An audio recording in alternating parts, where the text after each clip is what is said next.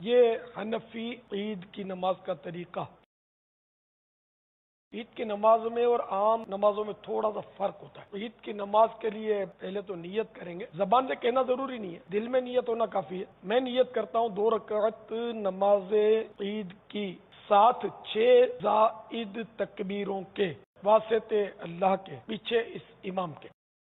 پھر کانوں تک ہاتھ اٹھائیے اور اللہ اکبر کہہ کر حسب معمول ناف کے نیچے باندھ لیجئے اور ثنا پڑھیے۔ پھر کانوں تک ہاتھ اٹھائیے اور اللہ اکبر کہتے ہوئے لٹکا دیجئے۔ پھر ہاتھ کانوں تک اٹھائیے اور اللہ اکبر کہہ کر لٹکا دیجئے۔ پھر کانوں تک ہاتھ اٹھائیے اور اللہ اکبر کہہ کر باندھ لیجئے، یعنی پہلی تکبیر کے بعد ہاتھ باندھیے، کے بعد دوسری اور تیسری تکبیر میں لٹکائیے اور چوتھی میں ہاتھ باندھ لیجئے۔ کو یوں یاد رکھیے کہ جہاں قیام میں تکبیر کے بعد کچھ پڑھنا ہے وہاں ہاتھ باندھنے ہیں، اور جہاں نہیں پڑھنا وہاں ہاتھ لٹکانے ہیں۔